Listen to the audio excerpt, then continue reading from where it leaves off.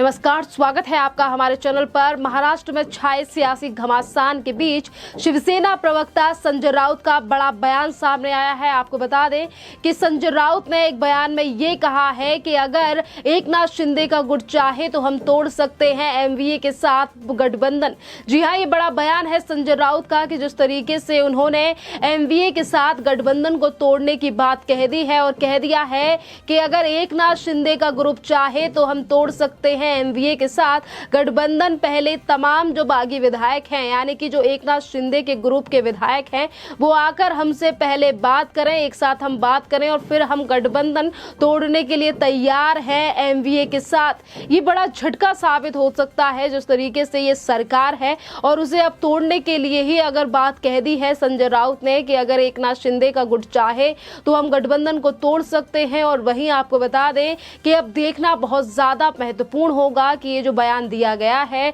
संजय राउत की तरफ से, इस पर क्या प्रतिक्रिया आती है एकनाथ शिंदे की, जो पल पल पर नजर बनाए हुए हैं शिवसेना के एमएलए से लेकर महाराष्ट्र के मुख्यमंत्री के ऊपर कि किस तरीके से चीजें की जा रही हैं, बयानबाजी दी जा रही है उद्धव ठाकरे और मंत्रियों की तरफ से। क्योंकि आज अगर ये तमाम जो हालात महाराष्ट्र में इन दिनों देखे जा रहे हैं, सियासी घमासान जो मचा हुआ है, इसका बड़ा कारण यही है कि किस तरीके से एकनाथ शिंदे की बातों को नहीं सुना गया और एमएलसी के चुनाव से पहले जो झगड़ा हुआ था, आदित्य ठाकरे संजय राउत दोनों एक तरफ थे और वहीं दूसरी तरफ एकनाथ शिंदे की बातों को नहीं सुना गया था एमएलसी चुनाव से पहले। अब तमाम उन चीजों को भूलकर क्या रिस्पॉन्स होगा, क्या जवाब होगा एकनाथ शिंदे का, क्या वो विश्वास करेंगे संजय राउत की बातों का, इस पर क्या पलटवार, क्या जवाब आता है एकनाथ शिंदे का। खैर, इस पर सभी की नजरें टिकी हुई हैं। और इसी के साथ हम आपको ये भी बता दें कि जैसा कि मैंने अभी जिक्र किया कि पल पल पर नजरें बनाए हुए हैं एकनाथ शिंदे भी गुवाहाटी से, जो पल पल की जानकारी वहां से दे रहे हैं और जो भी बयानबाजी महाराष्ट्र के नेताओं की तरफ से, यानी कि एमवीए सरकार के नेता या शिवसेना के जो बाकी बचे विधायक हैं या नेता हैं, उनकी तरफ से बयानबाजी की जा रही है, उन सभी का जवाब भी गुवाहाटी से लगातार दे रहे हैं एकनाथ शिंदे। तो वहीं हम आपको बता दें कि शिवसेना के नेता, यानी कि अभी जो अगर हम बात करें नितिन देशमुख की कि किस तरीके से उन्होंने आरोप लगाया कि उन्हें फोर्सफुली ले जाया गया सूरत। उन्होंने कहा जिस तरीके से एलिगेशन लगाया गया एकनाथ शिंदे के ऊपर, और नितिन देशमुख ने कहा कि हमें जबरन सूरत ले जाया गया, मैंने भागने की कोशिश की लेकिन सूरत पुलिस ने मुझे पकड़ लिया। कोई जटिलता से ना होने के बावजूद मुझे डॉक्टर ने मुझे बताया कि मुझे दिल का दौरा पड़ा है। 300-350 पुलिसकर्मी हम पर नजर रखे हुए थे। शिवसेना के विधायक ने जहां एक तरफ नजर रखने की बात कही तो वहीं दूसरी तरफ कहा कि विधायक प्रकाश अंबेडकर ने मुझे उनसे दूर करने की कोशिश की लेकिन वह नहीं हो पाया। सूरत के होटल पहुंचते ही हमें एमवीए सरकार के खिलाफ साजिश के बारे में पता चला, यानी कि जो एलिगेशन लगाए गए नितिन देशमुख की तरफ से कि जो एकनाथ शिंदे हैं, इनकी तरफ से हमें जबरन ले जाया गया सूरत, एमवीए के खिलाफ जो साजिश हो रही है उसके बारे में हमें नहीं पता था। तो इन चीजों का भी जवाब दिया गया है एकनाथ शिंदे की तरफ से। और एकनाथ शिंदे ने ट्विटर पर फोटो डाली है नितिन देशमुख की कि किस तरीके से वो हंसी खुशी पहुंचे थे सूरत। जो फोटोज हम दिखा रहे हैं आपको, देखिए आप साइड में दिखाई दे रही होंगी आपको वो फोटोज कि किस तरीके से नितिन देशमुख उन फोटोज में, उन तस्वीरों में, जहां वो एक तरफ प्लेन में बैठे हुए हैं जाते हुए की ये तस्वीर है सूरत, किस तरीके से उनके चेहरे पर एक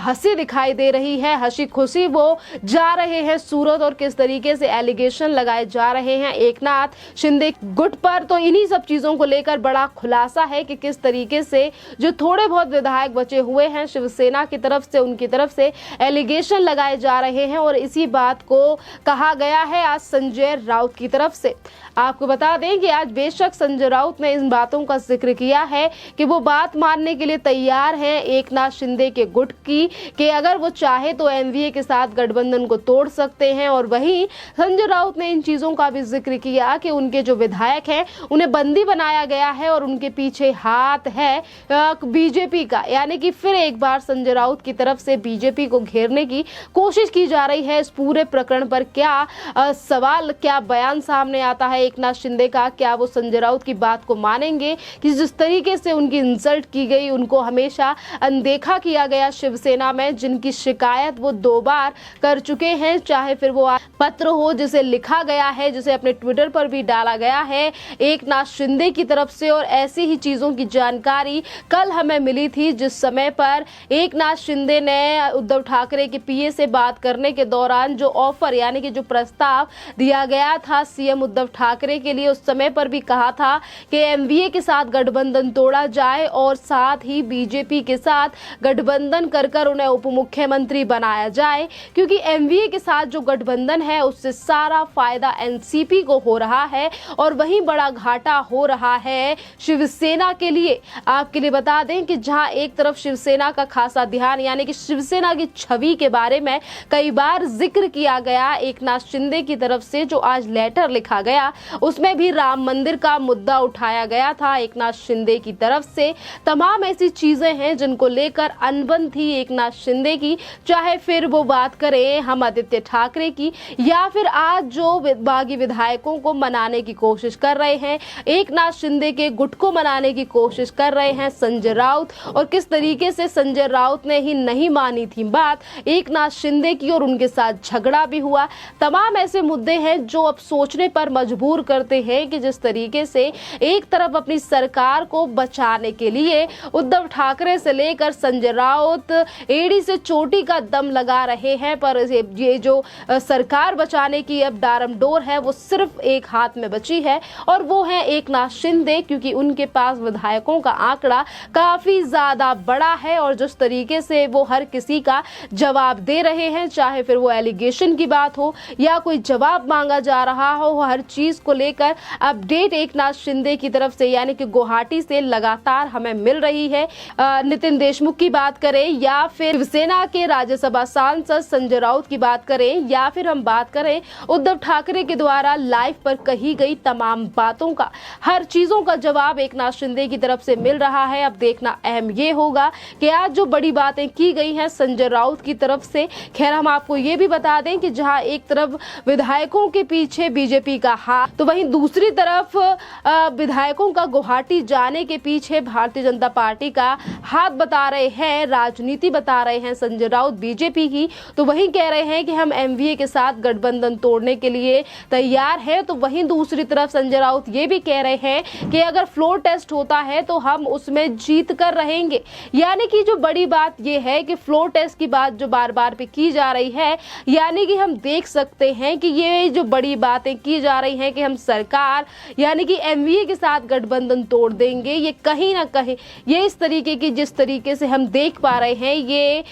एकनाथ शिंदे के गुट के जो विधायक हैं उन्हें मनाने का प्रयास कर रहे हैं संजय राउत। पर जिस तरीके से एकनाथ शिंदे जो कि शिवसेना में पले बड़े हैं, छोटे से स्तर से आज वो इतने बड़े स्तर पर पहुंचे हैं, वो शुरुआत से ही संजय राउत को जानते हैं। तो अब देखना काफी ज्यादा अहम रहेगा कि इस पूरे मामले पर संजय राउत के बयान पर क्या अपनी प्रतिक्रिया देते हैं, क्या वो वापस महाराष्ट्र आएंगे, क्या जिस तरीके की बातें संजय राउत की तरफ से की जा रही हैं कि अगर फ्लोर टेस्ट होता है तो वो उसमें बहुमत का आंकड़ा पार कर लेंगे, यानी कि 144 विधायक की बात कह रहे हैं इस समय पर संजय राउत, क्योंकि बहुमत के लिए 144 का आंकड़ा चाहिए। और वहीं अगर तीनों पार्टियों की बात करें तो तीनों पार्टियों के विधायक ही मिलाकर तमाम इस आंकड़े तक पहुंच रहे हैं और उसमें से भी आज 49 विधायकों को अपने पास होने की बात कह दी है एकनाथ शिंदे ने। तो उन्हीं विधायकों को मनाने के लिए आज ये तमाम बातें की जा रही हैं। तो जो जिस तरीके से सभी को इंतजार है